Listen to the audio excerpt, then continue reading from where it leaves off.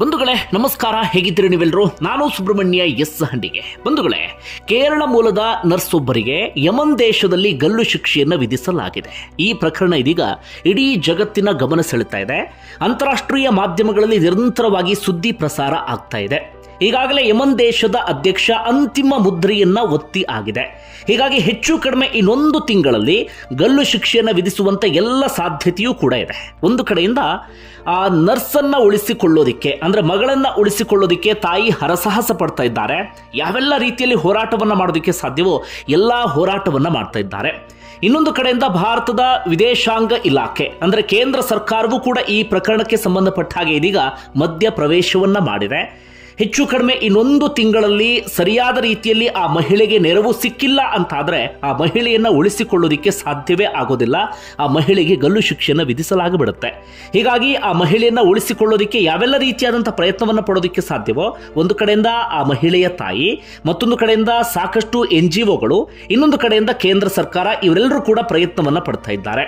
ಸರಿಯಾದ ರೀತಿಯಲ್ಲಿ ಪ್ರಯತ್ನವನ್ನ ಪಟ್ಟರೆ ಮಾತ್ರ ಆ ಮಹಿಳೆಯನ್ನ ಉಳಿಸಿಕೊಳ್ಳೋದಿಕ್ಕೆ ಸಾಧ್ಯ. ಇಲ್ಲ ಅಂತಾದ್ರೆ ಯಾವುದೇ ಕಾರಣಕ್ಕೂ ಉಳಿಸಿಕೊಳ್ಳೋದಿಕ್ಕೆ ಸಾಧ್ಯವೇ ಆಗೋದಿಲ್ಲ.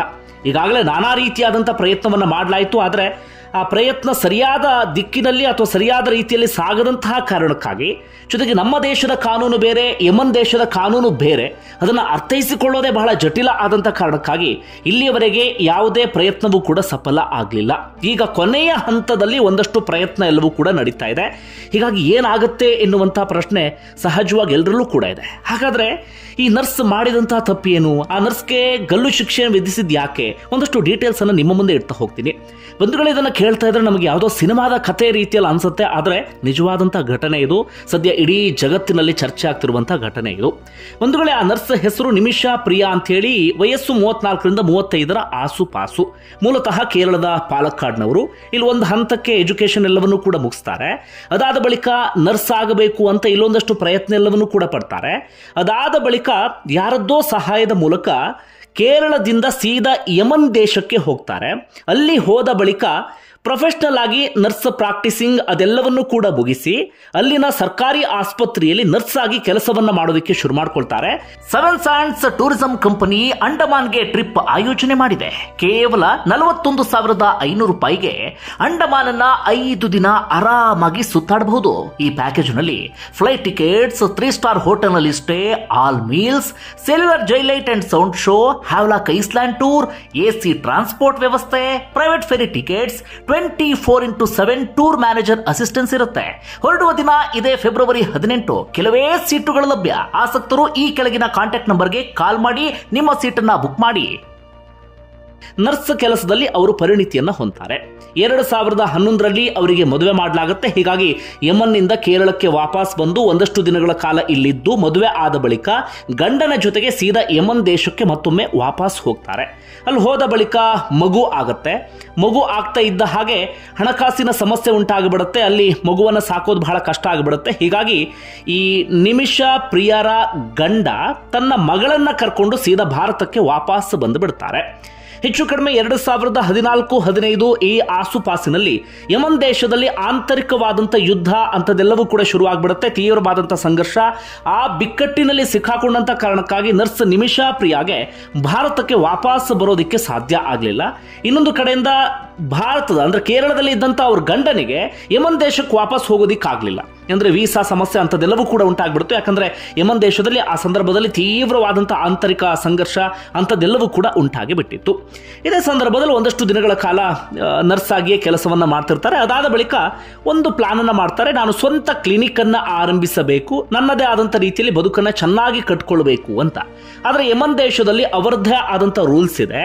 ಹೊರದೇಶದ ಪ್ರಜೆಗಳಿಗೆ ಸ್ವಂತ ಸಂಸ್ಥೆಯನ್ನ ಹೊಂದೋದಿಕ್ಕೆ ಅಲ್ಲಿ ಅವಕಾಶವನ್ನು ಮಾಡಿಕೊಡೋದಿಲ್ಲ. ಕೇವಲ ಅಲ್ಲಿನ ಪ್ರಜೆಗಳಿಗೆ ಮಾತ್ರ ಆ ದೇಶದಲ್ಲಿ ತಮ್ಮ ಸಂಸ್ಥೆಯನ್ನ ನಿರ್ಮಾಣ ಮಾಡೋದಿಕ್ಕೆ ಅವಕಾಶ ಇರುತ್ತೆ. ಆ ಸಂದರ್ಭದಲ್ಲಿ ನಿಮಿಷಾ ಪ್ರಿಯಾ ಯಮನ್ ದೇಶದ ಓರ್ವ ಪ್ರಜೆಯ ಸಹಾಯವನ್ನ ಪಡೆದುಕೊಳ್ತಾರೆ. ಆತನಿಂದ ನಾನಿಲ್ಲಿ ಕ್ಲಿನಿಕ್ ಅನ್ನ ಓಪನ್ ಮಾಡಬಹುದು ಅಂತ. ಆತನ ಹೆಸರು ಮೆಹದಿ ಅಂತ ಹೇಳಿ. 2015 ಸಂದರ್ಭದಲ್ಲಿ ಮೆಹದಿ ಎಂಬಾತನ ಜೊತೆಗೆ ಸೇರಿ ಒಂದು ಒಳ್ಳೆ ಕ್ಲಿನಿಕ್ ಅನ್ನ ಆರಂಭಿಸ್ತಾರೆ. ಆರಂಭದಲ್ಲಿ ಈ ಮೆಹದಿ ಎಲ್ಲ ರೀತಿಯಲ್ಲೂ ಕೂಡ ಸಹಾಯವನ್ನ ಮಾಡ್ತಾನೆ. ಅಂದ್ರೆ ಹಣ ಎಲ್ಲವೂ ಕೂಡ ನಿಮಿಷಾ ಪ್ರಿಯಾರದ್ದು. ಅಲ್ಲಿಯ ಪ್ರಜೆಯೊಬ್ಬರದ್ದು ಬೇಕಿತ್ತಲ್ಲ ಸರಿಯಾದ ರೀತಿಯಲ್ಲಿ, ಅಂದರೆ ಕ್ಲಿನಿಕ್ ಅನ್ನು ಆರಂಭಿಸೋದಿಕ್ಕೆ ನಾನು ಆ ದೇಶದ ಪ್ರಜೆ ಅಂತ ನಿರೂಪಿಸಿ ಹೋಗ್ಬೇಕಿತ್ತಲ್ಲ. ಈ ಕಾರಣಕ್ಕಾಗಿ ಮೆಹದಿಯ ಸಹಾಯವನ್ನು ನಿಮಿಷಾ ಪ್ರಿಯ ಪಡ್ಕೊಂಡಿರ್ತಾರೆ.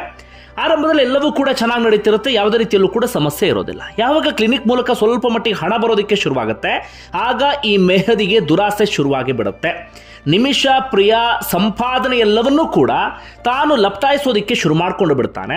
ಅಷ್ಟು ಮಾತ್ರ ಅಲ್ಲ, ನಾನು ನಿಮಿಷಾ ಪ್ರಿಯ ಗಂಡ ಅಂತ ಹೇಳಿ ನಕಲಿ ದಾಖಲೆಯನ್ನು ಕೂಡ ಸೃಷ್ಟಿ ಮಾಡ್ತಾನೆ.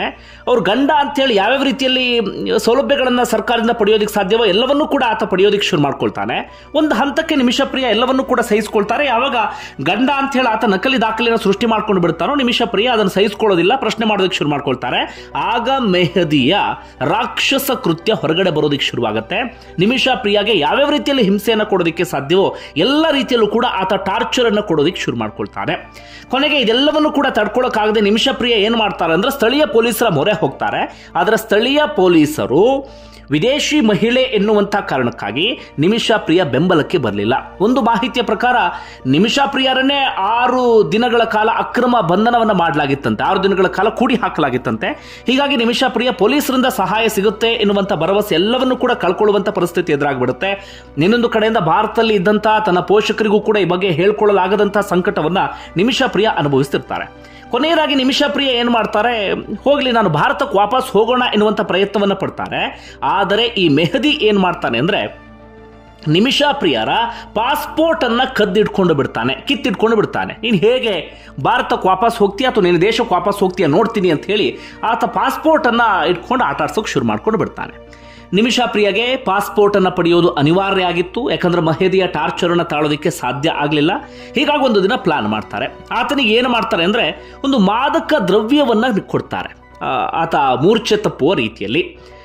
ಆ ಮಾದಕ ದ್ರವ್ಯವನ್ನ ಕೊಟ್ಟಂತ ಸಂದರ್ಭದಲ್ಲಿ ಇವರ ಬ್ಯಾಡ್ ಲಕ್ ಅದು ಓವರ್ಡೋಸ್ ಆಗಿಬಿಡುತ್ತೆ, ಆತನ ಪ್ರಾಣ ಹೊರಟೋಗಿ ಬಿಡುತ್ತೆ. ಅದಾದ ಬಳಿಕ ಏನು ಮಾಡಬೇಕು ಅಂತ ಗೊತ್ತಾಗದಂತ ನಿಮಿಷಾ ಪ್ರಿಯ ತನ್ನ ಸ್ನೇಹಿತರೊಬ್ಬರ ಸಹಾಯವನ್ನ ಪಡೆದು ಆತನ ದೇಹವನ್ನ ತುಂಡಾಗಿ ಕತ್ತರಿಸಿ ನೀರಿನ ಟ್ಯಾಂಕ್ ಒಳಗಡೆ ಹಾಕಿ ಅಲ್ಲಿಂದ ಎಸ್ಕೇಪ್ ಆಗ್ಬಿಡ್ತಾರೆ. ಹೆಚ್ಚು ಕಡಿಮೆ 200 ಕಿಲೋಮೀಟರ್ ದೂರದ ಆಸ್ಪತ್ರೆಯೊಂದಕ್ಕೆ ಬಂದು ನರ್ಸ್ ಆಗಿ ಕೆಲಸವನ್ನ ಮಾಡೋದಕ್ಕೆ ಶುರು ಮಾಡ್ಕೊಳ್ತಾರೆ. ಹೆಚ್ಚು ಕಡಿಮೆ ಈ ಯಮನ್ ಬಾರ್ಡರ್ಗೆ ಬಂದು ಬಿಡ್ತಾರೆ ನಿಮಿಷಾ ಪ್ರಿಯ. ಇನ್ನೊಂದು ಕಡೆಯಿಂದ ಪ್ರಕರಣ ಎಲ್ಲವೂ ಕೂಡ ದಾಖಲಾಗುತ್ತೆ. ಅಲ್ಲಿನ ಮಾಧ್ಯಮಗಳೆಲ್ಲವೂ ಕೂಡ ನಿಮಿಷಾ ಪ್ರಿಯ ವಿರುದ್ಧವಾಗಿ ವರದಿಯನ್ನು ಪ್ರಸಾರ ಮಾಡೋದಕ್ಕೆ ಶುರು ಮಾಡ್ಕೊಂಡು ಬಿಡ್ತಾರೆ. ಅಂದ್ರೆ ಈ ಮೆಹದಿ ಏನ್ ಟಾರ್ಚರ್ ಕೊಟ್ಟಿದ್ದ, ಆತನಿಂದ ಏನು ಹಿಂಸೆ ಆಗಿತ್ತು, ಅದ್ಯಾವುದನ್ನು ಕೂಡ ಅವ್ರು ಗಮನ ಹರಿಸೋದಿಲ್ಲ. ಅದರ ಬದಲಾಗಿ ಭಾರತ ಮೂಲದ ಮಹಿಳೆಯೊಬ್ಬರು ಯಮನ್ ದೇಶದ ಪ್ರಜೆಯೊಬ್ಬನನ್ನ ತುಂಡು ತುಂಡಾಗಿ ಕತ್ತರಿಸಿ ನೀರಿನ ಟ್ಯಾಂಕ್ ಒಳಗಡೆ ಆತನ ದೇಹವನ್ನ ಹಾಕಿ ಎಸ್ಕೇಪ್ ಆಗಿಬಿಟ್ರು ಎನ್ನುವ ರೀತಿಯಲ್ಲಿ ಮಾಧ್ಯಮಗಳು ಸುದ್ದಿಯನ್ನ ಪ್ರಸಾರ ಮಾಡೋದಕ್ಕೆ ಶುರು ಮಾಡ್ಕೊಂಡು ಬಿಡ್ತಾರೆ. ಅಂತಿಮವಾಗಿ ನಿಮಿಷಾ ಪ್ರಿಯರನ್ನ 2016-17 ಈ ಆಸುಪಾಸಿನಲ್ಲೇ ಯಮನ್ ಬಾರ್ಡರ್ ನಲ್ಲಿ ಬಂಧಿಸಲಾಗುತ್ತೆ. ಅಂದಿನಿಂದಲೂ ಕೂಡ ಜೈಲು ವಾಸವನ್ನು ಅನುಭವಿಸೋಕೆ ಶುರು ಮಾಡ್ಕೊಳ್ತಾರೆ. ಕೋರ್ಟ್ನಲ್ಲಿ ಟ್ರಯಲ್ ಎಲ್ಲವೂ ಕೂಡ ಆರಂಭ ಆಗಿಬಿಡುತ್ತೆ. ಆ ಸಂದರ್ಭದಲ್ಲಿ ಸಮಸ್ಯೆ ಏನಾಗಿತ್ತಂದ್ರೆ ನಿಮಿಷಾ ಪ್ರಿಯಗೆ ಸಹಾಯ ಮಾಡುವಂಥವ್ರು ಯಾರಿಲ್ಲ. ಮತ್ತೊಂದು ಕಡೆಯಿಂದ ಆ ದೇಶದ ಭಾಷೆಗೆ, ಅರೇಬಿಕ್ ಭಾಷೆಗೆ ಇನ್ನೂ ಕೂಡ ಸರಿಯಾದ ರೀತಿಯಲ್ಲಿ ಇವರು ಹೊಂದ್ಕೊಂಡಿರಲಿಲ್ಲ. ಅದನ್ನು ಸರಿಯಾದ ರೀತಿಯಲ್ಲಿ ಅರ್ಥ ಮಾಡ್ಕೊಳ್ಳೋದು ಕೂಡ ಕಷ್ಟ ಆಗ್ತಾ ಇತ್ತು. ಹೀಗಾಗಿ ಕೋರ್ಟ್ನಲ್ಲಿ ನಿಮಿಷಾ ಪ್ರಿಯ ಏನು ಹೇಳ್ತಾ ಇದ್ರು ಅದು ಸರಿಯಾಗಿ ಅಲ್ಲಿಯವರಿಗೆ ಕನ್ವೆ ಆಗ್ತಾ ಇರಲಿಲ್ಲ. ಅಲ್ಲಿಯವರು ಏನು ಹೇಳ್ತಾ ಇದ್ರು ಅದು ಇವರಿಗೆ ಸರಿಯಾದ ರೀತಿಯಲ್ಲಿ ಅರ್ಥ ಆಗ್ತಾ ಇರಲಿಲ್ಲ. ಹೀಗಾಗಿ ಅಂತಿಮವಾಗಿ ನಿಮಿಷಾ ಪ್ರಿಯ ತನ್ನೊಳಗೆ ಏನಿತ್ತು ಸಂಕಟ ಅಥವಾ ತನ್ನ ವಾದ ಏನು ಅದನ್ನು ಕೋರ್ಟ್ ಮುಂದೆ ಪ್ರೆಸೆಂಟ್ ಮಾಡೋದಕ್ಕೆ ಸಾಧ್ಯ ಆಗಲೇ ಇಲ್ಲ. ಕೇವಲ ಒನ್ ಸೈಡೆಡ್ ವಾದ ಮಾತ್ರ ನಡೆಯುತ್ತೆ. ಕೇವಲ ಮೆಹದಿಯನ್ನ ಕೊಂದ್ರು ಅನ್ನೋದು ಮಾತ್ರ ಹೈಲೈಟ್ ಆಗುತ್ತೆ. ಮಾಧ್ಯಮಗಳು ಕೂಡ ಅದೇ ರೀತಿಯಾಗಿ ಬಿಂಬಿಸ್ತಾ ಇದ್ವು. ಹೀಗಾಗಿ ನಿಮಿಷಾ ಪ್ರಿಯಗೆ ಮರಣ ದಂಡನೆ ಶಿಕ್ಷೆಯನ್ನು ವಿಧಿಸಲಾಗುತ್ತೆ. ಕೆಳ ಹಂತದ ನ್ಯಾಯಾಲಯ ಅಂಥದ್ದೊಂದು ಶಿಕ್ಷೆಯನ್ನು ವಿಧಿಸಿ ಬಿಡುತ್ತೆ. ಅದಾದ ಬಳಿಕ ಸುಪ್ರೀಂ ಕೋರ್ಟ್ ಮೊರೆ ಹೋಗ್ತಾರೆ ಕ್ಷಮಾದಾನವನ್ನು ನೀಡಬೇಕು ಅಂತ ಹೇಳಿ. ಆದರೆ 2023 ಸುಪ್ರೀಂ ಕೋರ್ಟ್ ಕೂಡ ಗಲ್ಲು ಶಿಕ್ಷೆಯನ್ನು ವಿಧಿಸಿ ಬಿಡುತ್ತೆ. ಅದಾದ ಬಳಿಕ ನಿಮಿಷಾ ಪ್ರಿಯ ತಾಯಿ ಹೋರಾಟವನ್ನು ಆರಂಭಿಸಿ ಬಿಡ್ತಾರೆ. ಭಾರತದಲ್ಲಿ ಒಂದಷ್ಟು ಸಂಘಟನೆಗಳ ಸಹಾಯವೂ ಕೂಡ ಸಿಗುತ್ತೆ. ಅವರು ಸ್ವತಃ ಯಮನ್ ದೇಶಕ್ಕೆ ಹೋಗಿ ಮಗಳನ್ನು ಭೇಟಿ ಆಗ್ತಾರೆ. ಎಷ್ಟೋ ವರ್ಷಗಳ ಬಳಿಕ ಮಗಳನ್ನು ಭೇಟಿ ಆಗ್ತಾರೆ. ಅಲ್ಲಿರುವಂತಹ ಜೈಲಿಗೆ ಹೋಗಿ ಕೊನೆಯದಾಗಿ ನಿಮಿಷಾ ಪ್ರಿಯರನ್ನ ಹೇಗೆ ಉಳಿಸ್ಕೊಳ್ಳೋಕೆ ಸಾಧ್ಯವೋ ಎಲ್ಲ ಪ್ರಯತ್ನವನ್ನು ಕೂಡ ಪಡೋದಕ್ಕೆ ಶುರು ಮಾಡ್ಕೊಳ್ತಾರೆ. ಭಾರತದ ವಿದೇಶಾಂಗ ಇಲಾಖೆ ಕೂಡ ಎಂಟ್ರಿ ಕೊಡುತ್ತೆ. ಆಗ ನಿಮಿಷಾ ಪ್ರಿಯಗೆ ಇದ್ದಂಥ ಕೆಲವು ಆಯ್ಕೆಗಳೇನಪ್ಪ ಅಂದರೆ, ಒಂದು ಯಮನ್ ದೇಶದ ಅಧ್ಯಕ್ಷ ರಶದ್ ಅಲ್ ಅಲಿಮಿ ಕ್ಷಮೆಯನ್ನು ನೀಡಬೇಕಾಗಿತ್ತು, ಮರಣದಂಡನೆ ಶಿಕ್ಷೆಯಿಂದ ಕ್ಷಮಾದಾನವನ್ನು ನೀಡಬೇಕಾಗಿತ್ತು, ಒಂದು ಆಪ್ಷನ್. ಮತ್ತೊಂದು, ಈ ಮೆಹದಿ ಕುಟುಂಬಸ್ಥರಿಗೆ ಬ್ಲಡ್ ಮನಿ ಅಂತೇಳಿ ಪರಿಹಾರ ರೂಪದಲ್ಲಿ ಹಣವನ್ನು ಕೊಡಬೇಕು. ಹಣವನ್ನು ಅವ್ರು ತಗೊಳ್ಳೋದು ಮಾತ್ರ ಅಲ್ಲ, ಅವರು ಕೂಡ ಕ್ಷಮೆಯನ್ನು ಕೊಡಬೇಕಾಗತ್ತೆ. ಹಾಗೆ ಅವರ ಸಮುದಾಯದ ಬುಡಕಟ್ಟು ನಾಯಕ ಅಂತ ಒಬ್ಬಿರ್ತಾನೆ, ಅವನು ಕೂಡ ಕ್ಷಮೆಯನ್ನು ನೀಡಬೇಕಾಗತ್ತೆ. ಈ ರೀತಿಯ ಒಂದಷ್ಟು ಆಪ್ಷನ್ಗಳಿದ್ದು, ಇದೀಗ ಮೊದಲ ಆಪ್ಷನ್ ಬಂದಾಗಿದೆ. ಅದೇನಪ್ಪ ಅಂದರೆ ದೇಶದ ಅಧ್ಯಕ್ಷ ಕ್ಷಮಾದಾನವನ್ನು ನೀಡೋದು. ಆ ಆಪ್ಷನ್ ಬಂದಾಗಿದೆ. ಯಾಕಂದರೆ ದೇಶದ ಅಧ್ಯಕ್ಷ ಈಗಾಗಲೇ ಮರಣದಂಡನೆ ಶಿಕ್ಷೆಗೆ ಅಂತಿಮ ಮುದ್ರೆಯನ್ನು ಒತ್ತಿಯಾಗಿದೆ. ಈಗ ಇರುವಂಥ ಎರಡು ಆಯ್ಕೆ ಅಂದರೆ, ಒಂದು ಬ್ಲಡ್ ಮನಿಯನ್ನು ಸ್ವೀಕರಿಸೋದು, ಅವರ ಕುಟುಂಬಸ್ಥರು ಕ್ಷಮೆಯನ್ನು ಕೇಳೋದು. ಸದ್ಯ ನಿಮಿಷಾ ಪ್ರಿಯ ಕುಟುಂಬಸ್ಥರು ಸಂಘಟನೆಗಳ ಸಹಾಯದ ಮೂಲಕ, ಬೇರೆ ಬೇರೆ ಸಹಾಯದ ಮೂಲಕ ಒಂದು ಕ್ರೌಡ್ ಫಂಡಿಂಗ್ ಅನ್ನು ಕಲೆಕ್ಟ್ ಮಾಡಿದ್ದಾರೆ. ಒಂದು ದೊಡ್ಡದಾಗಿರುವಂಥ ಮೊತ್ತವನ್ನು ಸಂಗ್ರಹಿಸಲಾಗಿದೆ. ಆದರೆ ಏನಾಗ್ಬಿಟ್ಟಿತ್ತು, ಭಾರತ ರಾಯಭಾರ ಕಚೇರಿಯಿಂದ ಒಬ್ಬ ವಕೀಲನ ನೇಮಕ ಮಾಡಲಾಗಿತ್ತು. ಆ ವಕೀಲನ ಶುಲ್ಕವನ್ನು ಪಾವತಿಸೋದಕ್ಕೆ ವಿಳಂಬ ಆಯಿತು ಎನ್ನುವ ಕಾರಣಕ್ಕಾಗಿ, ಅದು ಲಕ್ಷಗಟ್ಟಲೆ ಇರುತ್ತೆ ಶುಲ್ಕ, ಬೇರೆ ಬೇರೆ ಕಾರಣಗಳಿಗಾಗಿ ಸಂಧಾನ ಮಾತುಕತೆ ಆರಂಭದಲ್ಲಿ ವಿಫಲ ಆಗಿಬಿಡ್ತು. ಒಂದಷ್ಟು ಸಮಸ್ಯೆಗಳೆಲ್ಲವೂ ಕೂಡ ಆಗಿಬಿಡ್ತು. ಹೀಗಾಗಿ ಅಲ್ಲೊಂದಷ್ಟು ಸಮಸ್ಯೆ ಆಗಿಬಿಟ್ಟಿದೆ. ಇನ್ನು ಅವರ ಬುಡಕಟ್ಟು ನಾಯಕ ಕೂಡ ಕ್ಷಮೆಯನ್ನು ನೀಡಬೇಕಾಗತ್ತೆ. ಅಲ್ಲೂ ಕೂಡ ಒಂದಷ್ಟು ಸಮಸ್ಯೆ ಎಲ್ಲವೂ ಕೂಡ ಆಗಿಬಿಟ್ಟಿದೆ. ಈಗಿರೋದು ಟೈಮ್ ಎಷ್ಟು? ಕೇವಲ 1 ತಿಂಗಳು ಮಾತ್ರ. ಆ 1 ತಿಂಗಳ ಒಳಗಾಗಿ ಎಲ್ಲ ಪ್ರಕ್ರಿಯೆಯೂ ಕೂಡ ನಡಿಬೇಕಾಗತ್ತೆ. ಈಗ ಇರುವಂಥ ಆಪ್ಷನ್ ಅಂದರೆ ಭಾರತದ ಸರ್ಕಾರ ಅಥವಾ ಕೇಂದ್ರ ಸರ್ಕಾರ ಮನಸ್ಸು ಮಾಡಬೇಕಾಗತ್ತೆ, ಪೂರ್ಣ ಮನಸ್ಸಿನಿಂದ ಹೋರಾಟವನ್ನು ನಡೆಸಬೇಕಾಗತ್ತೆ. ಆಗ ಮಾತ್ರ ನಿಮಿಷಾ ಪ್ರಿಯರನ್ನು ಉಳಿಸ್ಕೊಳ್ಳೋದಕ್ಕೆ ಸಾಧ್ಯ. ಇಲ್ಲ ಅಂತಾದರೆ ಯಾವುದೇ ಕಾರಣಕ್ಕೂ ಉಳಿಸ್ಕೊಳ್ಳೋದಕ್ಕೆ ಸಾಧ್ಯವೇ ಇಲ್ಲ. ಯಾವುದೋ ಸಿನಿಮಾ ಕಥೆ ಇದ್ದ ರೀತಿಯಲ್ಲಿದೆ, ಆದರೆ ಇದು ನಿಜ ಜೀವನದಲ್ಲಿ ನಡೆದಿರುವಂಥ ಘಟನೆ. ಬಂಧುಗಳೇ, ಏನನ್ಸುತ್ತೆ ಕಮೆಂಟ್ ಬಾಕ್ಸಲ್ಲಿ ಮೆನ್ಷನ್ ಮಾಡಿ. ಧನ್ಯವಾದ ವಿಡಿಯೋ ನೋಡಿದ್ದಕ್ಕಾಗಿ.